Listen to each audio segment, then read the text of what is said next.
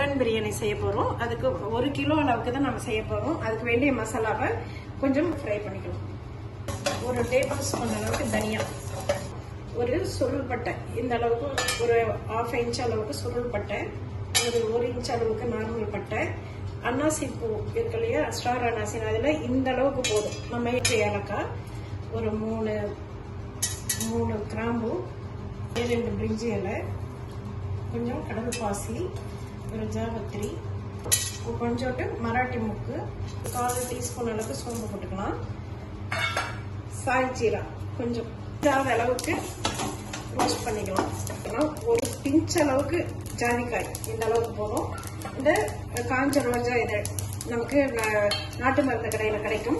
இது அப்படியே இந்த சூப்லயே இருக்கட்டும். இதை வந்து நம்ம பவுடர் பண்ணி எடுத்து நம்ம ட்ரை ரோஸ்ட் பண்ண எல்லாத்தையும் இது போல நல்லா பவுடர் ஆக்கிட்டு அதுக்கு அப்புறம் இந்த பிரியாணிக்கு யூஸ் பண்ணிக்கலாம்.